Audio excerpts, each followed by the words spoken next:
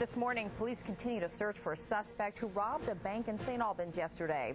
Plus, a local doctor is back in the region after he was invited to hear President Obama speak about his push for health care reform. And even though some women are told not to take any medicines when they're pregnant, is the H1N1 flu vaccine safe?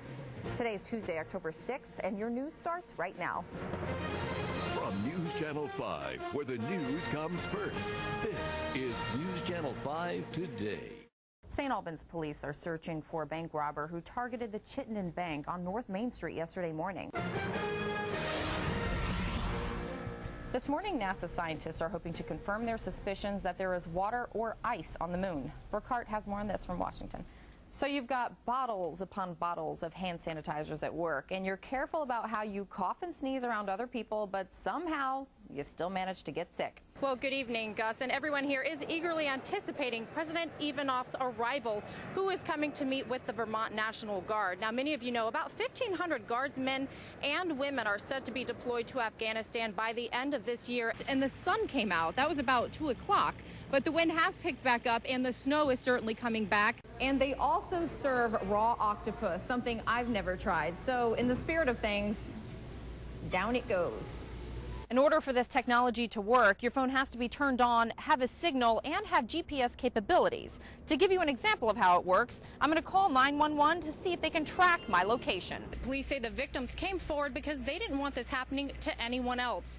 Police told us today Sean Breyer, a trusted teacher and community member, admitted to engaging in sexual activity over the past few years with 2 children. 35-year-old Jermaine Holder and 31-year-old Jeffrey Schmel, both of Grand Isle, are behind bars. Police believe they tried to hold up this Sunoco station early Thursday morning. Guy came in with a mask on, demanded money, said he had a gun. My cashier was stubborn, wouldn't give him any money, so he didn't see a weapon. Taylor says the moment the suspect entered the store, his every movement was caught on tape, and so was his crime. About 2 a.m. Thursday, a man who police say is Holder entered the store wearing a ski mask. The suspect demanded cash while keeping his hand in his pocket, saying he had a gun. But the clerk did something police advise against. He refused to hand over any money. And I guess at that time he probably got a little frustrated and ran out to the vehicle and left. Police say Schmel was the getaway driver and was waiting across the street in this Jeep Cherokee. The whole encounter took just over a minute. Police picked up the pair less than 15 minutes later and arrested them. We did find a mask, but no weapon. For store manager Jen Taylor, she's relieved no one got hurt and is surprised someone would try to rob a store with a state police barracks so close. For about the $20 you're going to get in here at night, it's not worth a criminal record. It's not worth going to jail for. Jim Waldron has been a Plattsburgh City meter reader for almost a decade.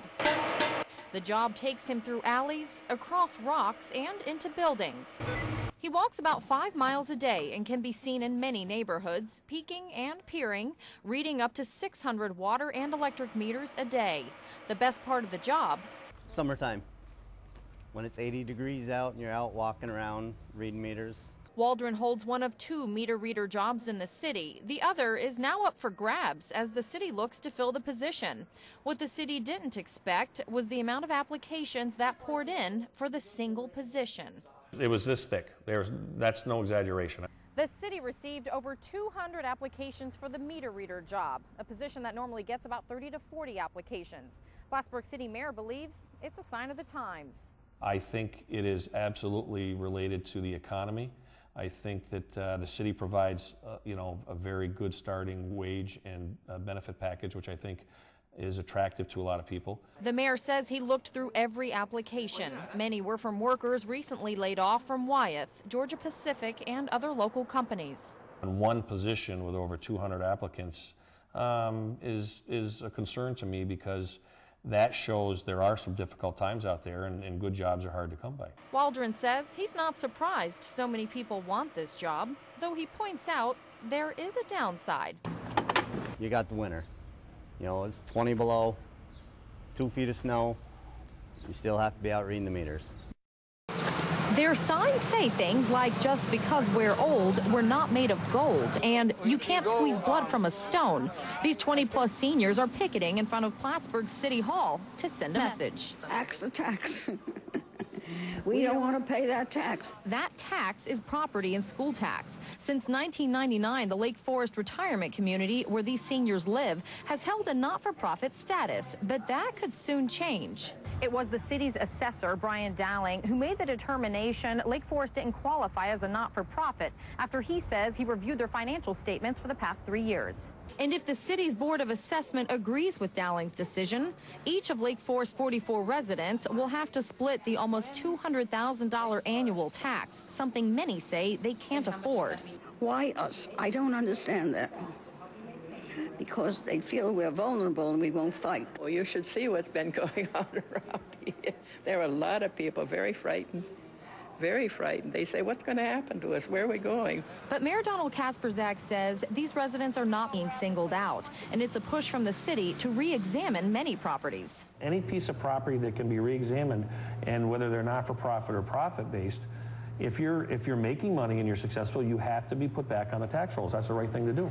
Lake Forest Executive Director doesn't understand why now after all these years. We'll certainly see what the outcome is now, but it's the mission of the board at this point to vigorously fight this issue.